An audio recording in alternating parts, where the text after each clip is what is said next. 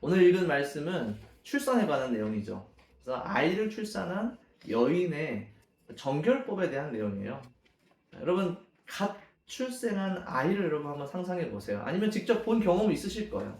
뭐 TV를 통해 보시든 아니면 사진을 통해 보시든 여러분의 친척이나 가까운 가족들의 갓난 아기와 산모의 사진을 보신 적이 있으실 겁니다. 저도 조카가 있기 때문에 산모와 참 갓 태어난 아기를 참 많이 봤죠. 뭐 사역을 하면서 성도들의 어떤 출산을 신방 가기도 하고.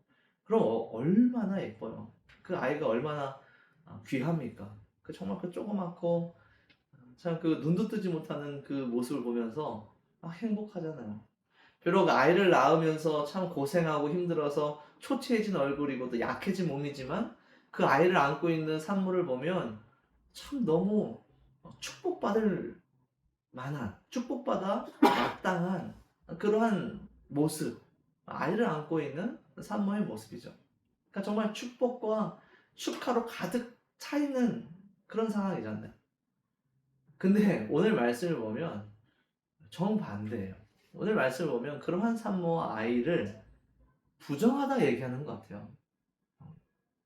어떻게 보면 지금 이 시대에 여러분 신방을 가서 출산한 산모 아이들을 보면서 말씀을 쫙 펴놓고 자 지금부터 여러분들은 부정하니 이제 정결법에 따라서 이렇게 부정을 씻어야 됩니다 라고 얘기한다면 구약은 그랬겠죠.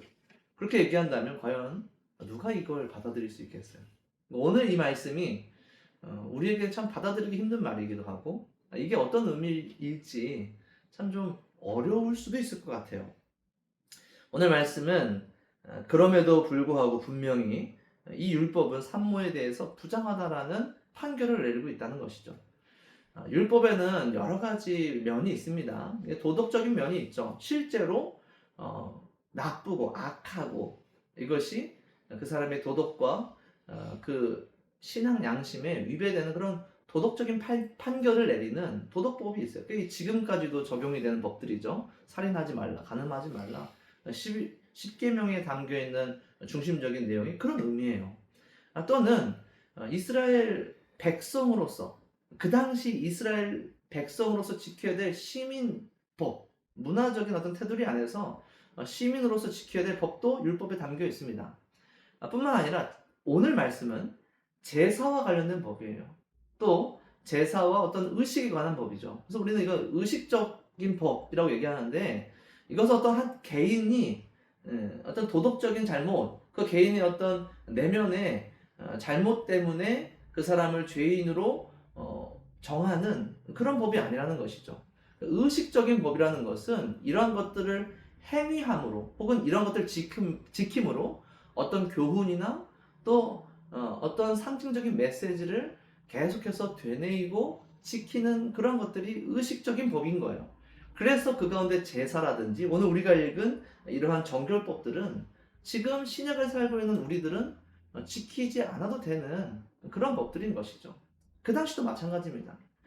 이 정결법을 지키는 산모가 그 산모가 정말 뭐 끔찍한 죄를 저질러서 넌 지금 죄인이야 라고 정죄하고 있는 부분이 아니라 너 개인의 도덕과 양심과 상관없이 이 정결법은 너희들이 지킴으로 너희들의 삶으로 어떤 교훈을 계속해서 기억하고 또 어떤 의미를 계속해서 이어져 가는 그런 의미야 라고 주신 법이 오늘 우리가 읽은 레위기 12장에 담겨 있다라는 것이죠. 그 안에 도대체 뭘 가르치시고 싶으신가? 하나님께서 오늘 이 율법을 주시면서 뭘 그들에게 상징적으로 보여주고 싶으신가가 오늘 우리에겐 중요한 내용이겠죠. 오늘 말씀을 자세히 보면 산모가 출생을 했을 때 이제 부정하기 때문에 그녀가 일정한 기간 동안 정결 기한을 보내야 된다라고 얘기합니다. 근데 재밌는 것은 남자아이와 여자아이의 그 기준이 달라요. 남자아이를 낳으면 7일 동안 격리를 하고 또 남은 33일 동안 정결기한을 지켜야 돼. 이 정결기한 33일은 꼭 이제 방 안에서 집 안에서 이제 격리되는 그런 기간이 아니고 성전에 못 들어가고 성전에 성물을 못 만지고 못 먹을 뿐이지 삶을 살 수 있는 그런 시기예요. 어떻게 보면 조금 쉴 수 있는 시기라고 여러분 생각하실 수 있으면 좋겠어요. 그런데 어쨌든 남자아이는 7일 동안 격리되고 33일 동안 정결기간을 보내 40일 동안이 기간이에요. 여자아이는 14일을 격리하고 66일 동안 정결기간을 거쳐서 전체적으로 보면 80일 정도의 기간을 지킨다라는 것이죠. 그래서 남자아이는 40일, 여자아이를 낳으면 80일을 정결기간을 지켜요. 좀 불편하죠. 왜 남자아이는 이렇게 짧고 여자아이를 낳으면 긴가? 여자아이를 낳은 게 뭔가 여자아이를 낳은 게 죄인가? 뭐 이런 느낌이 들게 하는 것인데, 이건 나중에 좀 설명을 하고, 어쨌든 이러한 것들을 지킨 후에도 끝나는 게 아니라 제사를 드려야 되죠. 성전에 가서 제사를 드려서 이 모든 것이 끝나면 정하여졌다라고 얘기하는 겁니다. 과연 출산과 산모와 아이에게 무엇이 부정하다는 것인가? 라는 것을 오늘 말씀은 계속해서 강조하는 단어가 있어요. 오늘 본문을 보면 그 산혈, 피 흘림, 산혈에 대해서 계속 얘기를 해요. 출산하는 과정에서 또 아이를 잉태하고 나는 그 모든 과정에서 비정상적인 유출이 있다는 것이죠. 피를 흘릴 수 있다는 거예요. 피를 흘린다는 것은 무엇을 얘기하죠? 죽을 수 있다는 거예요. 물론 뭐 이 시대에 누가 생리를 하면서 죽겠습니까? 누가 출산하면서 피를 많이 흘려서 죽겠어요? 실제로 죽는 사람들이 있죠. 여러분 간호사니까 잘 아실 거예요. 실제로 생명을 잉태하고 그 생명을 출산해서 다음 세대를 이렇게 연결해가는, 참 하나님께서 우리에게 명령하신 생육하고 번성을 하는 그 축복 가운데 있는 이 행위 안에 가만히 들여다보니까 무엇이 있냐면 피 흘림이 있다는 거예요. 죽음이 지척에 있다는 것이죠. 죽을 수 있다는 거예요.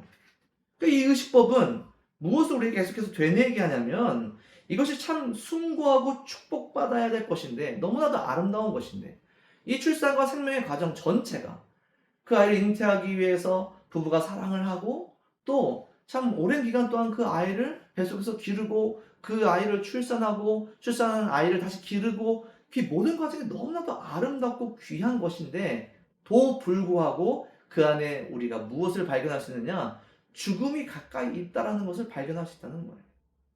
이 죽음이 언제부터 시작되었는가? 이 가장 아름답고 완전한 이 생명 안에 언제 이 죽음이 섞여버렸는가를 지금 콕 집어내고 있다는 것이죠. 성경을 잘 아시는 분들은 아마 한 가지 장면을 떠올릴 수 있을 것입니다. 언제인가? 여러분, 그게 언제죠? 그게 바로 에덴에서 있었던 일이에요. 아담과 하와가 하나님 앞에서 범죄했을 때 그 순간 시작된 범죄, 그 순간 시작된 일입니다. 사실 창세기 1장 28절에는 이것은 온전한 축복이었어요. 하나님이 이렇게 말씀하시죠. 하나님이 그들에게 복을 주시며 하나님이 그들에게 이르시되 생육하고 번성하여 땅에 충만하라. 그래서 하나님께서 사랑하는 사람들에게 주신 가장 원초적이고 근본적이고 가장 핵심적인 축복이었어요. 가장 귀한 것이었단 말이죠. 근데 이것이 범죄한 이후 직후에 어떻게 변하게 됩니까? 창세기 3장 16절에 하나님이 이렇게 말씀하세요. 여자에게 이르시되 내가 내게 임신하는 고통을 크게 더하리니 내가 수고하고 자식을 낳을 것이며.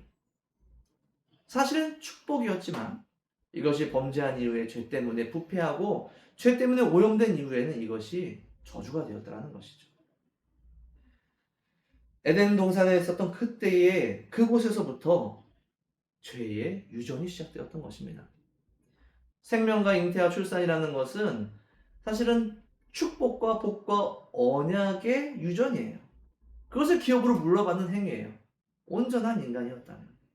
그러나 범죄함으로 인하여서, 그렇다고 생명이 아예 없어진 것은 아니죠. 언약이 아예 취소된 것은 아닙니다. 하나님께서 그들에게 생명과 언약을 계속해서 유지시키시되, 그러나 인간은 자신들의 죄악 때문에 동시에 죄도 함께 유전되었다라는 것이 성경에서 이야기하는 진실이죠. 그러나 아무도 기억하지 못하고 있는 진실이고, 기억하고 싶지 않은 진실이고, 믿고 싶지 않은 진실이라는 것입니다. 그래서 오늘 말씀의 어떤 과정을 조금 더 상세히 보면, 남자아이가 이제 여자아이보다 이제 그냥 절반 정도, 40일 정도로 짧게 정결기한을 보낸다 정도로 그냥 끝내서는 안 되는 거예요. 자세히 보면 어떤 단서가 있냐면 남자아이는 8일 만에 할례를 받아야 돼요. 8일 만에 할례를 받아야 되기 때문에 7일을 지키는 겁니다. 8일 만에 할례를 받는다는 것이 우리에게는 뭐 그게 그렇게 큰일일까라고 생각하실 수가 있어요. 그러나 그렇지 않죠. 할례라는 것은 표피를 자르는 거예요. 남성의 성기에 표피를 자르는 겁니다. 이게 어느 정도 다 자라고 면역력도 좀 갖춰지고 그래서 이런 것들을 이겨낼 만한 충분한 건강이 있을 때 하는 것은 그렇게 위험하지 않을 수 있겠어요. 현대적인 의학 범주 안에서는. 그러나 이 시대에 난지 8일밖에 안 되는 이 조그만 남자아이의 표피를 베는 것은 굉장히 큰 위험이 따르는 거예요. 그러니까 이거는 죽음을 그냥 죽음을 느끼게 해주는 거예요. 죽음을 경험하게 해주시는 거예요. 죽음이 얼마나 가까이 있는가를 두렵게 하시는 그런 행위인 겁니다. 물론 할례를 통하여서 언약이 계승됩니다. 할례를 받은 이들이 하나님 구약에서는요. 할례를 받은 이들이 하나님의 백성으로서의 그 기업과 약속을 계속해서 물려받고 살아가요. 그러나 그 할례라는 언약 자체는 죽음이라는 거예요. 죽음의 경험, 죽어야 될 책임. 이것이 무엇 때문인가? 죄 때문이었지. 우리의 죄 때문에 우리는 죽을 수밖에 없지만 우리가 그 죄를 경험함으로 나의 몸에 이 죄의 흔적을 새김으로 사망의 흔적을 새김으로 하나님이 우리를 살려주시겠다 약속하셨지 라는 것을 기억하는 순간이 바로 남자아이의 할례라는 것이죠. 여자아이를 2배나 거의 한 80일이면 뭐 3달이 조금 안 되는 기간이죠. 그 긴 기간을 정결기간이라고 부르며 여자아이를 안고 산모가 기다리고 있단 말이에요. 생명을 낳고 또 그 생명을 이어가야 할 아이죠. 여자아이는. 남자아이는 잉태를 못하잖아요. 내가 낳은 이 여자아이는 나처럼 내가 너를 낳아서 잉태한 것처럼 내가 낳은 이 딸은 나중에 또 그 생명을 잉태하고 다시 이어가는 그런 무거운 짐을 또 축복이지만 그런 것들을 짊어지고 갈 여자아이라는 것이죠. 그렇기에 이 여자아이는 미래의 산모로서 생명의 계승자이면서 동시에 우리의 죄 때문에 저주와 죄를 함께 유전해야 되는 그런 상태. 그러니 태초에 에덴 동산에서 하나님께서 여자에게 부과하신 그 산모의 고통과 출산의 고통을 기억하며 이 죄가 이 죄의 무거운 짐이 이 죄를 유전시켜야 되는 이 무거운 이 참 끔찍한 역할이 어디서부터 시작됐는가?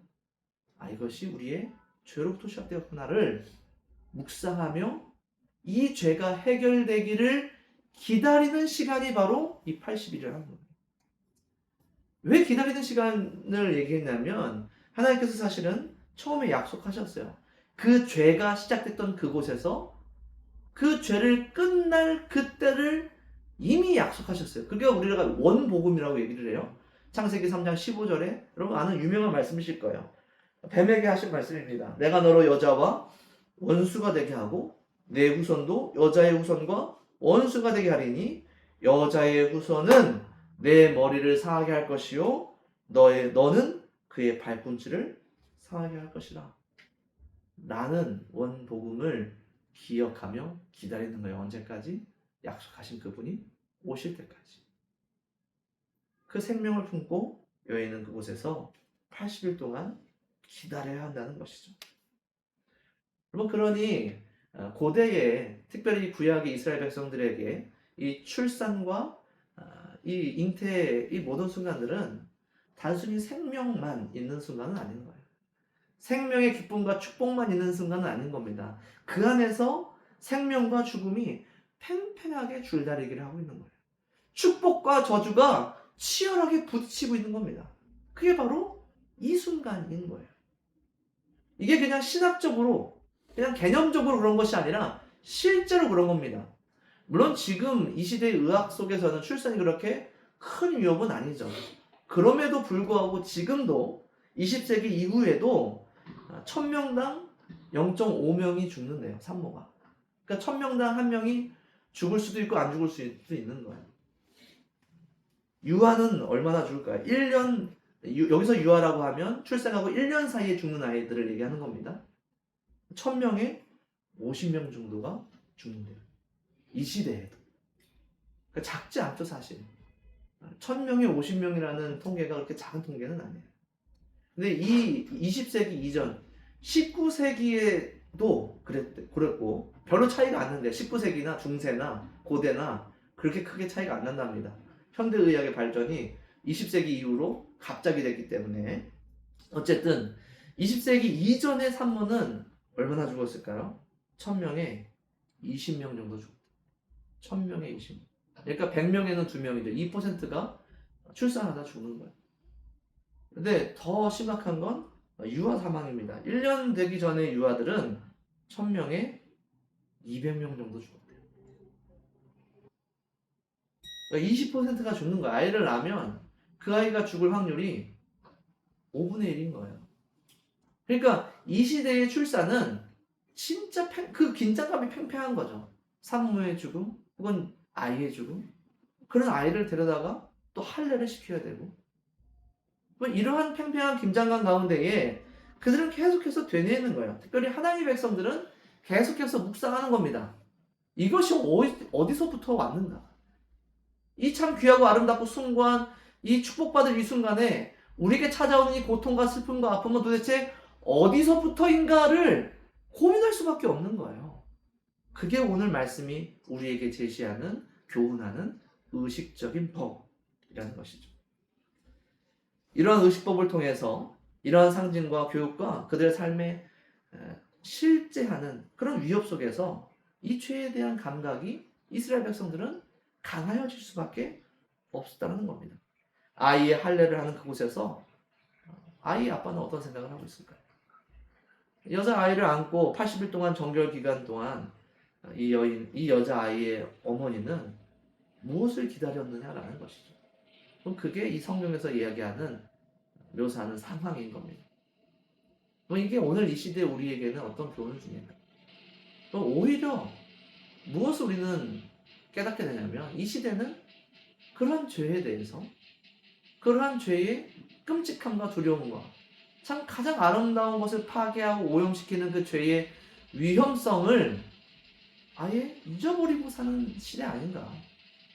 계속해서 죄와 팽팽한 줄다리기를 포기하지 말아야 될, 그것을 계속해서 기억해야 될 사람들이 이제는 그것을 더 이상 기억하고 싶지 않은 거예요.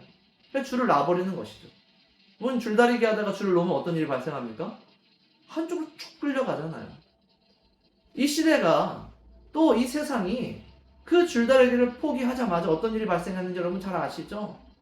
정말 그 죄의 끝으로 아주 신나게 달려가잖아요. 그게 이 시대라는 것이죠. 사실 성경의 구약 시대에도 또 신약 시대에도 세상은 사실 그랬어요. 세상은 그 줄다리기를 하지 않았어요. 어디에 그런 내용이 등장합니까? 구약에서는 대표적으로 소돔과 고모라가 그렇잖아요. 그것은 그 줄다리기가 아예 끝난 것이에요.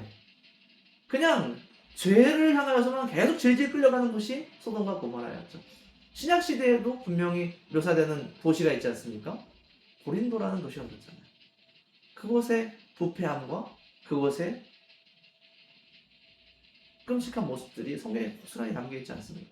근데 문제는 무엇이냐면 그러한 세상에 생명과 죽음의 줄다리기를 포기하는 그 세상 속에서 영향을 받고 있는 하나님의 백성들이 있더라는 거예요. 소돔과 고모라에도 그런 백성이 있었죠. 롯의 가족들이 그랬잖아요. 고린도 지역에도 고린도 교회가 그러한 문제들 때문에 얼마나 큰 문제와 고통을 받습니까? 고린도 전후서를 보면 다 그런 문제들이에요. 세상의 유혹과 부패함과 음란함과 어떤 물질주의와 그런 문제들이 교회 안에 그대로 일어나는 모습이 고린도 전후서에 그대로 적혀 있지 않습니까? 문제는 무엇이냐면 세상이야 이전에도 지금도 앞으로도 그 줄다리기 하지 않을 거예요. 오히려 더 편해지겠죠. 근데 그 가운데 하나님의 백성들이 그 줄다리기를 포기하면 그 죄에 대한 파괴와 고통과 그 끔찍한 삶을 하나님의 백성들도 살 수 있더라는 것이죠. 여러분, 그래서 우리도 계속 그 죄의 끔찍한 공포를 교훈받으며 살아야 돼요.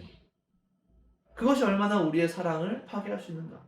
남녀의 사랑을 파괴하고, 부부의 사랑을 파괴하고, 온전한 가족의 형태를 파괴하고, 또한 정의와 질서를 파괴하고, 세상 사람 너무나도 자연스럽고 괜찮다라고 얘기하는 그 모습들 속에서 얼마나 죄가 많이 관여하고 있어서, 사실 에덴 동산에서 하나님이 사람들에게 부여했던 모습들은 인류가 발전하고 또한 부흥하면서 계속해서 세상도 함께 이루어지고 아름다워지는 것이 하나님이 꿈꾸셨던 세상인 거예요.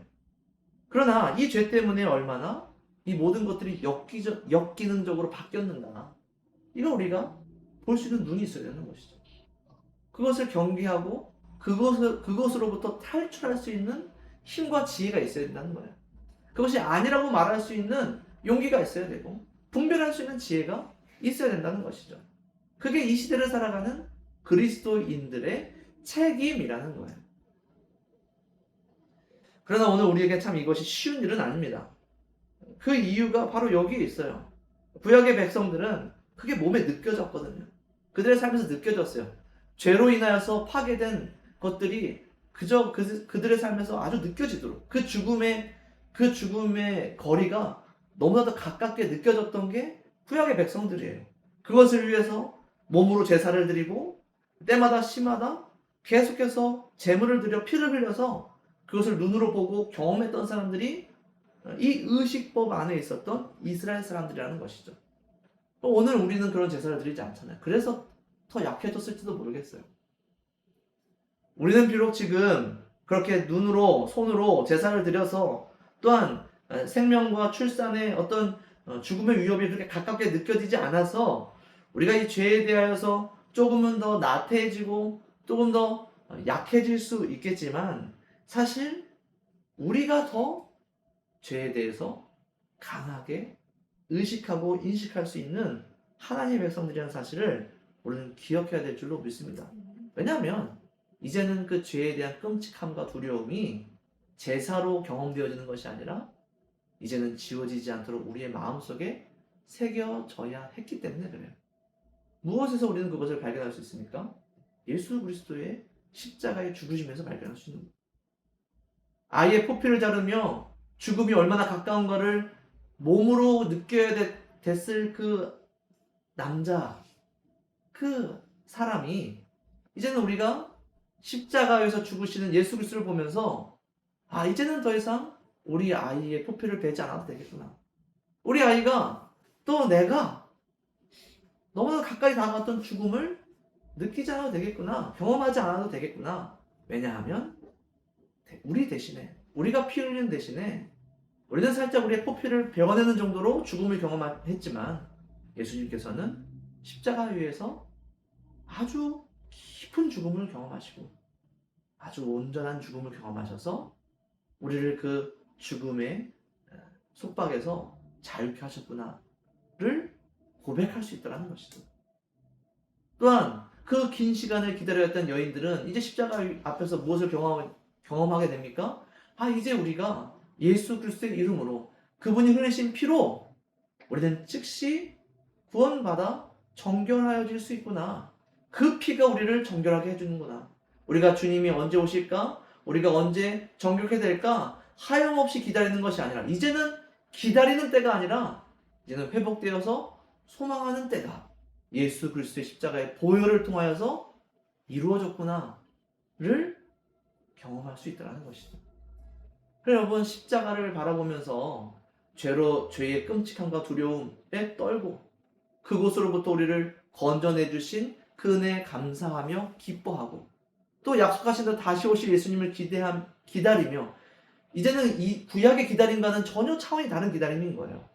시작된 천국 안에서 완성될 천국을 기다리는 그러한 기다림으로, 소망과 기쁨이 가득 찬 기다림으로 기다릴 수 있는 그러한 삶, 그게 우리의 삶이라는 것이죠.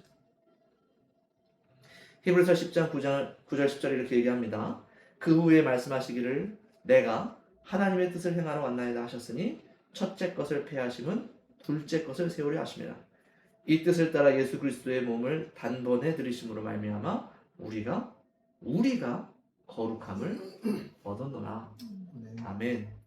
십자가 위에서 율법을 폐하시고 복음을 세우심으로 죽음을 경험하여 했던 남자아이는 그가 대신 죽음으로 살게 되었고, 부정에서 벗어나기를 오래도록 기다리던 여자아이도 그 피로 정결하게 되어졌기에, 아이의 표피를 자르던 남자처럼, 아이를 안고 오래 기다리던 여인처럼 예수 그리스도의 십자가를 보며 두렵고 떨리고 슬피 울고 감격하며 기다리고 소망하는 그런 마음이 우리 가운데 있어야 그것을 우리는 믿음이라고 얘기한다는 것이죠. 그것이 없다면 우리는 그냥 예수를 아는 것일 수 있다는 거예요. 더 이상 제사와 의식법들 통해서 끔찍한 교육을 받을 필요가 없습니다. 죄에 대해서 교육받을 필요가 없어요. 이제는 죄의 끔찍함에 대해 지울 수 없는 흔적이 예수 그리스도의 십자가와 함께 성령 안에서 내 안에 새겨져 있는 삶. 그래서 그리스도 주 예수 안에 사는 우리의 기다림은 더 이상 죄와 사망의 그림자 안에서 신음하며 기다리는 것이 아니라 생명과 성령의 법 안에서 소망을 갖고 사는 삶이다라는 사실을 기억하시면서 히브리서는 이 사실을 이렇게 얘기를 해요. 히브리서 10장 12절부터 13절입니다.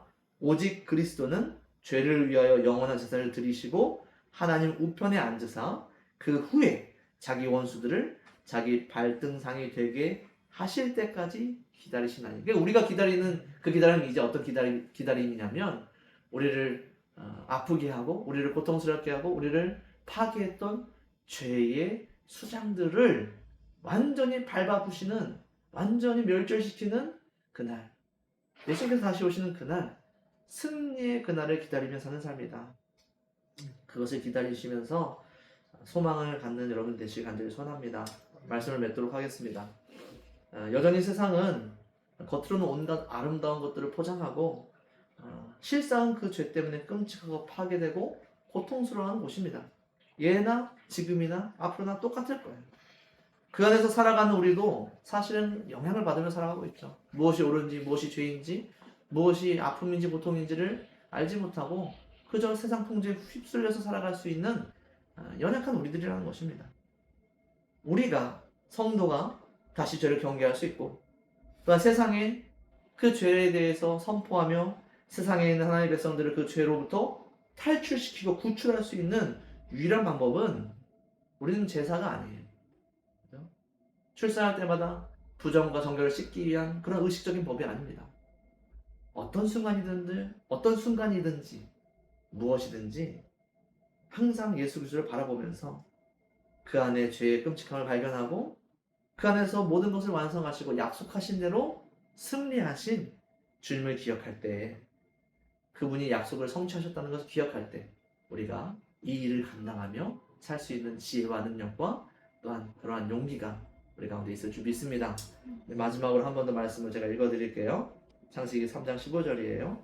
내가 너로 여자와 원수가 되게 하고 내 원수도 여자의 후손과 원수가 되게 하리니 여자의 후손은 내 머리를 상하게 할 것이요 너는 그의 발꿈치를 상하게 할 것입니다. 약속하신 대로 여인의 후손이 승리하였다라는 믿음을 가지고 그 믿음 안에서 죄와 사망의 권세와 싸우고 끝까지 줄다리기를 하여서 여러분들의 영혼도 또한 세상에 죽어가는 영혼들도 구출할 수 있는 여러분들의 삶이 되시기를 간절히 축원합니다.